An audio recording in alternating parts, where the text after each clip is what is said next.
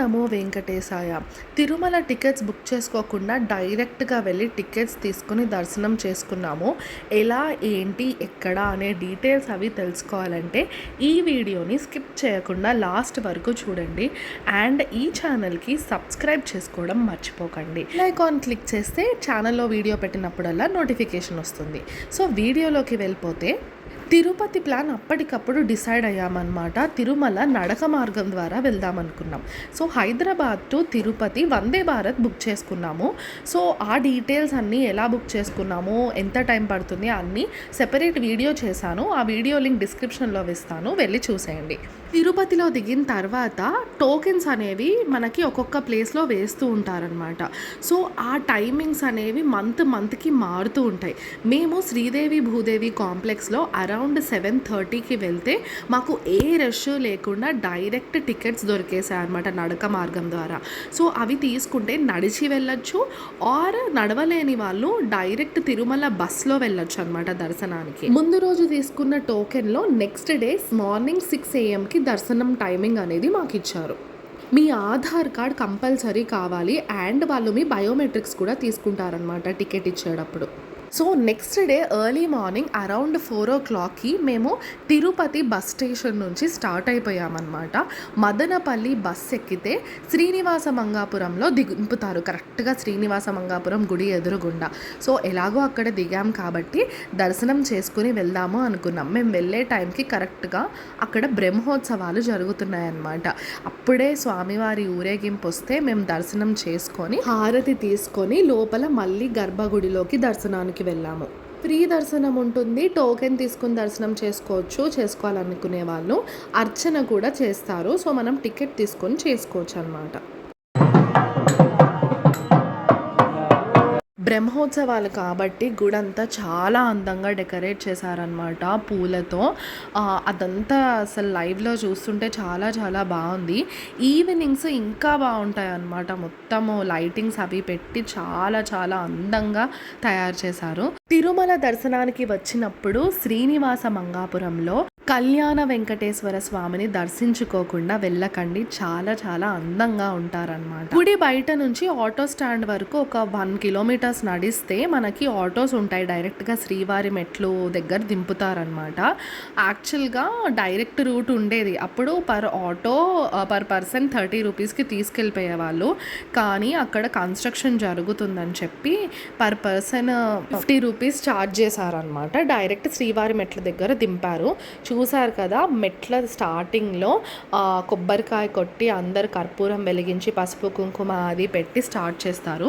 So ఇక్కడికి వచ్చేసరికి full line ఉంది. ఎందుకు అనుకుంటున్నారా? శ్రీవారి పాదాల మెట్లు దగ్గర 50th స్టెప్లో టికెట్ కౌంటర్ ఉందన్నమాట, టోకెన్ కౌంటర్. 8 నుంచి ఇవ్వడం స్టార్ట్ చేస్తారనుకుంటా టికెట్స్, 8 or 6 కరెక్ట్గా ఐడియా లేదు. కానీ ఇక్కడ ఎర్లీ మార్నింగ్ 4 o'clock నుంచే ఫుల్ జనాలు ఉంటారు. కొంతమంది ఏంటంటే మెట్ల మార్గంలో నడిచి వెళ్ళే వాళ్ళు, నుంచునే వాళ్ళు ఉంటారు, లేదు అంటే టోకెన్ తీసుకుని వెనక్కి వెళ్ళిపోయే వాళ్ళు ఉంటారనమాట. సో దింపిన ఆటోస్ వాళ్ళు చాలామంది వెయిట్ చేస్తారు, మేము వెనక్కి వచ్చేస్తాము టోకెన్ తీసుకొని అని అంటే. సో అలా టోకెన్ తీసుకునే వాళ్ళు ఉంటారు. కానీ అక్కడ చాలా తోపులాట జరిగి చాలామంది తోసేసుకొని మీద పడిపోయి అలా జరిగాయి అనమాట. సర్వర్స్ కొంచెం సేపు పని చేయకుండా టికెట్స్ అన్నీ ఏంటంటే కౌంటెడ్ ఇస్తారనమాట.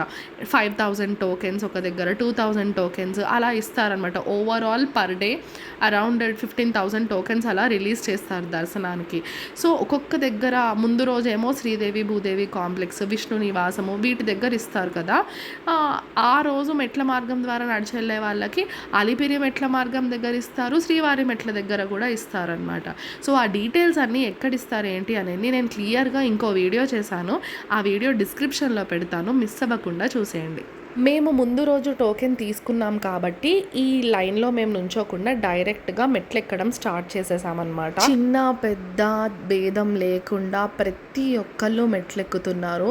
3 ఇయర్స్ పాపల నుంచి 70 ఇయర్స్ ముసలి వాళ్ళ వరకు అందరూ గోవిందనామ స్మరణ చేసుకుంటూ మెట్లెక్కుతూ ఉంటే చాలా చాలా బాగా అనిపించింది. కొంతమంది అయితే ప్రతి ఒక్క మెట్టుకి పసుపు, కుంకుమ, కర్పూరం వెలిగించుకుంటూ మొక్కుకున్న వాళ్ళు ఎక్కుతూ కూడా ఉంటారు. ఇలాంటి ఇన్సిడెంట్స్ అన్నీ మనకి చూడొచ్చు అనమాట. శ్రీవారి మెట్లు ఏంటంటే నడక తక్కువ ఉంటుంది, అన్ని మెట్లు ఉంటాయి. అలిపిరి డిస్టెన్స్ ఏంటి అంటే నడిచేది ఎక్కువ ఉంటుంది, రోడ్డు మీద అలా నడిచేది ఎక్కువ ఉంటుంది.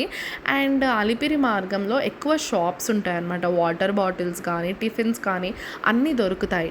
కానీ శ్రీవారి మెట్లలో ఏంటి అంటే మనకి షాప్స్ అవి కనిపించవు. ఆల్మోస్ట్ 1500 స్టెప్స్ ఎక్కిన తర్వాత ఒక దగ్గర ఫ్రూటీలు అవి అమ్ముతారు. అవి కూడా చాలా కాస్ట్లీ ఉంటాయి. ఒక ఫ్రూటీ వచ్చేసి 50 రూపీస్కి అలా అమ్ముతారనమాట. సో మీరు ఇంటి నుంచి క్యారీ చేసుకోవడం బెటర్. వాటర్ బాటిల్ కానీ ఇలా ఏదన్నా తినాలనుకున్నా కానీ ఇంటి దగ్గర నుంచి తెచ్చుకోవడం చాలా బెటర్. మనకి మెట్ల మార్గంలో దొరకడం చాలా కష్టం. మేము ఇంకా మెల్లగా ఎక్కాము. 100 స్టెప్స్కి ఒకసారి ఆగి ఒక 1 మినిట్ కూర్చొని అలా ఎక్కడం స్టార్ట్ చేసామన్నమాట. ఇంతకుముందు ఏంటి అంటే 500 స్టెప్స్ తర్వాత ఎక్కువైతే 1200 స్టెప్ దగ్గర టోకెన్ కౌంటర్ ఉండేది. మెట్ల మార్గం ద్వారా వెళ్ళే వాళ్ళకి ఏంటంటే అక్కడ టోకెన్ ఇచ్చేవాళ్ళనమాట. అప్పుడు ఏంటి వెనక్కి వెళ్ళే ఛాన్స్ కూడా లేదు. డైరెక్ట్ నడిచే వాళ్ళు కంపల్సరీ నడిచి దర్శనం చేసుకుంటాం అనే వాళ్ళకి దొరికేవి టోకెన్స్ అనేవి. ఇప్పుడు 50th స్టెప్ దగ్గర పెట్టేసరికి ఏంటంటే వచ్చి తీసుకునే వెళ్ళిపోయే వాళ్ళ సంఖ్య ఎక్కువ అయిపోయిందనమాట. సో అలా జరిగింది నడక ప్రయాణము. దారిలో చాలా వానరులు కూడా కనిపించాయన్నమాట. మన చేతిలో ఏమున్నా లాగేసుకుంటున్నాయి. సో అక్కడ కొంచెం జాగ్రత్తగా వెళ్ళాలి.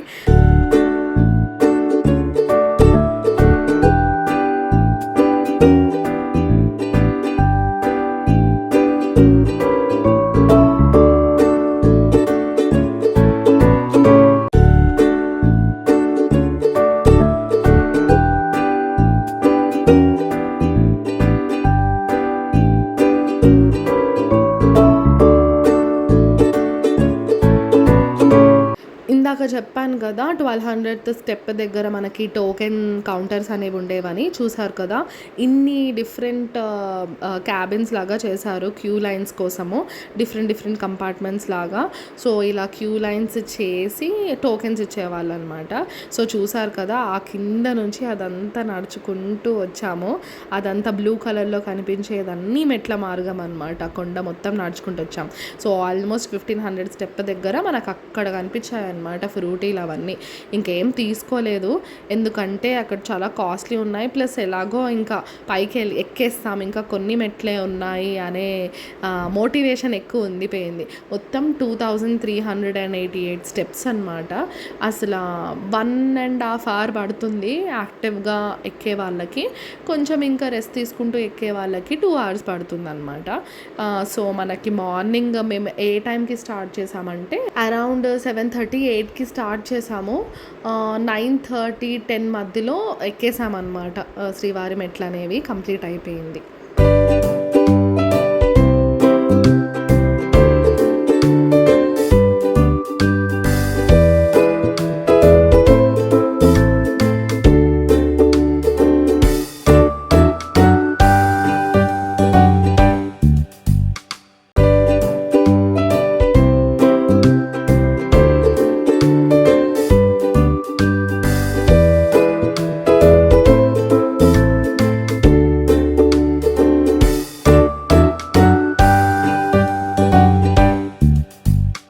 దారి పొడవునా మనకి వాటర్ ట్యాప్స్ అనేవి ఉంటూనే ఉంటాయి. అండ్ వాష్రూమ్ అవైలబిలిటీ కూడా నీట్గా ఉంటాయి అన్నమాట. సో ఫైనల్లీ స్టెప్స్ ఎక్కడం కంప్లీట్ అయిపోయింది. ఫైనల్ స్టెప్కి వచ్చేసాము.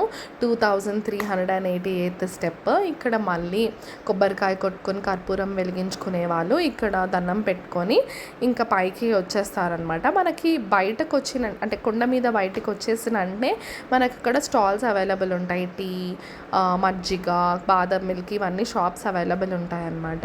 సో అక్కడికి వెళ్ళి కొంచెం రిఫ్రెష్ అయినట్టు అయ్యి మళ్ళీ లోపలికి వెళ్ళిపోవచ్చు, డైరెక్ట్ తిరుమల లోపలికి వెళ్ళిపోవచ్చు అనమాట. సో తలనీలాలు సమర్పించుకునే వాళ్ళు ఉంటే కళ్యాణ కట్టకి వెళ్ళి సమర్పించుకొని అక్కడ ఫ్రెష్ అయ్యి వెళ్ళొచ్చు. కరెక్ట్గా మేము బయటకు వచ్చేసరికి శ్రీవారి ధర్మరథం బస్ అనేది కనిపించింది. స్టాప్స్ ఉంటాయన్నమాట, చాలా స్టాప్స్. వాళ్ళు మనం ఆపమంటే ఆపించుకొని ఎక్కించుకుంటారనమాట. మనం ఎక్కడికి వెళ్ళాలో అక్కడ ఆపుతారు. అక్కడ కూడా స్టాప్స్ ఉంటాయి, కండక్టర్కి చెప్తే ఆపిస్తారు. మేము ఫస్ట్ మాధవవనంకి వెళ్ళిపోయామన్నమాట. కళ్యాణ కట్ట యాక్చువల్గా పెద్ద కళ్యాణ కట్ట అది. అక్కడ తలనీలాలు సమర్పించుకున్న తర్వాత అక్కడే ఫ్రెష్ అయ్యి మళ్ళీ నడుచుకుంటూ ఫ్రీ దర్శన్ టోకెన్ లైన్ వెతుక్కుంటూ వెళ్తున్నాం అనమాట. యాక్చువల్గా డిఫరెంట్ టికెట్స్కి డిఫరెంట్ ప్లేసెస్లో లైన్ అనేది స్టార్ట్ అవుతుంది. Free Darshan token line separate ఉంటుంది, ఫ్రీ దర్శన్ టోకెన్ నడక మార్గం ద్వారా వెళ్ళిన వాళ్ళకి సెపరేట్ లైన్ ఉంటుంది, అలానే 300 టికెట్ అలా వాటికి సెపరేట్ లైన్ ఉంటుంది అనమాట. మన బ్యాగ్స్ అవి లాకర్స్లో పెట్టేసుకోవచ్చు, ఎక్కడికక్కడ లాకర్స్ అవైలబులే ఉంటాయి. రూమ్లో దిగిన వాళ్ళైతే వాళ్ళ ఫోన్స్ వ్యాలెట్స్ అంతా క్యాష్ ఒకటి క్యారీ చేసుకుని మిగతావన్నా రూమ్లో పెట్టేసి వెళ్ళడం అనేది ఉత్తమం. ఎందుకంటే దర్శనం చేసుకుని వచ్చి అలసిపోయి ఉంటారు కదా, మళ్ళీ ఇవన్నీ వెతుక్కుంటూ వెళ్ళి కలెక్ట్ చేసుకోవడం అనేది కొంచెం హెక్టిక్ టాస్క్ అనిపిస్తుంది. ఫైనల్లీ మేము మెయిన్ బస్ స్టాండ్ దగ్గరికి వచ్చేసాము. ఫ్రీ బస్సెస్ ఉంటాయి యాక్చువల్గా టోకెన్ లైన్ దగ్గర దింపేవి, కానీ ఫ్రీ బస్సెస్ ఎంత రష్గా ఉన్నాయి చూసారా, అసలు వెళ్ళే ప్లేసే లేదు. సో ముందు మనకి జీప్స్ ఉంటాయి అన్నమాట. పర్ హెడ్ ఒక 30 రూపీస్ ఇస్తే మనకి ఏ దర్శన్ టోకెన్ లైన్కి వెళ్ళాలో వాళ్ళు దింపేస్తారనమాట. So instead of free bus we prefer taking this jeep అనమాట. సో వీళ్ళకి చెప్తే మనకి కరెక్ట్గా ఎగ్జాక్ట్ పాయింట్ దగ్గర అనేది దింపేస్తారు. మేము నడక మార్గం ద్వారా వచ్చాము, మాకు ఆ టోకెన్ లైన్లో దింపండి అంటే కరెక్ట్గా నడక మార్గంకి వెళ్ళే టోకెన్ లైన్లో దింపేశారనమాట.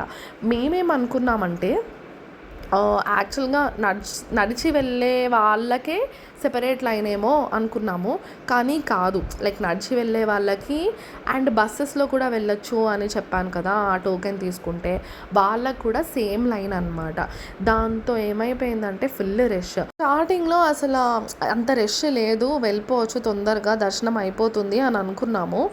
కానీ వెళ్తూ ఉంటే తర్వాత మాకు అర్థమైంది ఏంటంటే ఆ క్యూ లైన్ అనేది చాలా కిలోమీటర్స్ ఎక్స్టెండ్ చేశారనమాట. లిటరల్లీ అంటే మనం నడుస్తూ ఉంటే వస్తూనే ఉంటుంది క్యూ లైన్ అనేది, ఒక ఎండ్ అనేది లేదా అని అనిపించింది. సో ఫైనల్గా అలా నడుచుకుంటూ వెళ్ళి ఒక దగ్గర ఆగాము. ఎక్కడ క్యూ లైన్లో. అక్కడ ఎంతసేపు ఆగామంటే లిటరల్లీ ఒక 2-3 అవర్స్ ఈ క్యూ లైన్లోనే ఉన్నామన్నమాట. అట్లీస్ట్ అక్కడ మనకి కంపార్ట్మెంట్స్లో వేస్తారు కదా, కంపార్ట్మెంట్ వరకు కూడా వెళ్ళలేదు, ఈ లైన్లోనే కూర్చుండిపోయాము అలా ఆల్మోస్ట్ ఒక 2 అవర్స్ అలాగా. అండ్ జనాలు కూడా ఎలా ఉన్నారంటే వెరీ ఎగ్జాస్ట్ అయిపోయి ఉన్నారు. అండ్ కూర్చొని ప్లేస్ అడిగితే కూడా ఇవ్వలేని పరిస్థితిలో ఉన్నారనమాట. చాలా కొంచెం రూడ్గా ఉన్నారండి, ఎందుకో తెలీదు. బట్ శ్రీవారి దర్శనానికి వచ్చాము, అందరము ఆయనను దర్శనం చేసుకోవడానికి వచ్చాము కాబట్టి ఒకరికొకరు హెల్ప్ చేసుకుంటే ఇంకా బాగుంటుంది అని అనిపించింది. ఫైనల్గా కంపార్ట్మెంట్లో 3 అవర్స్ కూర్చోబెట్టారు. మధ్యలో సెల్ ఫోన్స్ అవి తీసుకెళ్తే ఫోన్స్ అవి డ్రాప్ చేయొచ్చు అనమాట. మధ్యలో మీరు డ్రాప్ చేయకుండా మెయిన్ ఆధార్ కార్డ్ చెక్ చేస్తారు కదా ఒక దగ్గర, అక్కడ కూడా వాళ్ళు సెల్ ఫోన్స్ అవి కలెక్ట్ చేసుకొని మనకి దర్శనం అయిపోయిన తర్వాత హనుమంతుడు టెంపుల్ ఉంటుంది కదా పైన, దాని వెనకాల మనం కలెక్ట్ చేసుకోవచ్చు అనమాట మళ్ళీ మన ఫోన్స్ అనేవి. సో ఫైనల్గా దర్శనం చాలా బాగా జరిగింది. అన్ని అవర్స్ ఆఫ్ వెయిట్ అంతా మర్చిపోతాం కదా శ్రీవారిని చూసిన వెంటనే. సో ఫైనల్లీ అరౌండ్ 5:30 కల్లా మా దర్శనం అయిపోయింది. బయటకు వచ్చి కొంచెం టీ, బాదం పాలు అవి తాగి తిరుపతి బస్సెస్ ఆగేవి ఒక బస్ స్టాప్ ఉంటుందన్నమాట తిరుమలలోనే. మామూలు బస్ అయితే టికెట్ వచ్చేసి 80 రూపీస్ పర్ హెడ్ ఉంటుంది, ఏసీ బస్ అయితే 110 రూపీస్ పర్ హెడ్ ఉంటుందన్నమాట టికెట్. సో కొండ దిగి మనకి తిరుపతి బస్ స్టేషన్ వరకు వెళ్ళేసరికి ఒక 45 minutes to 1 hour టైం అనేది పడుతుంది. అండ్ ఆ వే అంతా మనం చూడొచ్చు అనమాట. అలిపిరి మెట్ల మార్గం ద్వారా నడుచుకుంటూ వెళ్ళే భక్తులందరూ మనకి వే మొత్తం కనిపిస్తూ ఉంటారనమాట. సో, మనం ఇలా కొండ దిగుతూ ఉంటే ఆ సీనరీ కూడా చాలా చాలా బావుంటుంది కదా! అండ్ ఇంకొక విషయం నాకు కొత్తగా తెలిసిందేంటంటే, ప్రతి ఒక్క టర్నింగ్ దగ్గర ఒక నెంబర్ ఉంది. సో, ఆ టర్న్ నెంబర్ అనేది అక్కడ ఇండికేట్ చేస్తుందంట. సో, ఎన్ని టర్న్స్ తిరిగాము అనేది మనం చూడొచ్చు. మొత్తం అలాగా 57 టర్నింగ్ పాయింట్స్ అనేవి ఉంటాయంట.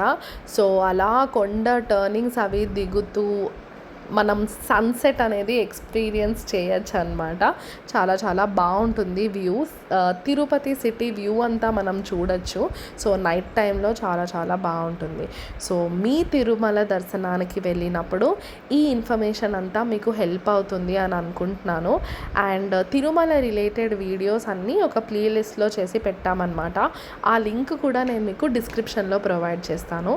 అండ్ ఇంకొక పాయింట్ చెప్పడం మర్చిపోయాను. లడ్డూలు మనకి ఆ ఇన్ఫర్మేషన్ చెప్పడం మర్చిపోయాను. సో, నడక మార్గం ద్వారా ఫ్రీ టోకెన్ మీద ఈ టికెట్‌కి పర్ టికెట్ ఒక లడ్డు ఫ్రీగా ఇస్తారు. సో, దర్శనం అయిపోయిన తర్వాత లడ్డు కలెక్షన్‌కి వెళ్ళొచ్చు. లడ్డూలకి బ్యాగ్స్ మనమే తీసుకోవాలి. లేదు అంటే లడ్డూలు తీసుకోవడానికే లైన్‌లో నుంచోవాలి. మళ్ళీ బ్యాగ్స్ వాళ్ళు ఇవ్వరు. వేరే కౌంటర్ పెడతారు. అక్కడికెళ్ళి మీరు కవర్ తెచ్చుకొని లడ్డూలు తెచ్చుకునేసరికి మీకు టైం అంతా అక్కడే అయిపోతుంది.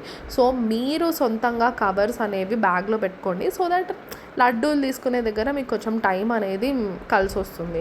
సో, ఈ పాయింట్ ఒకటి ఇంపార్టెంట్ పాయింట్.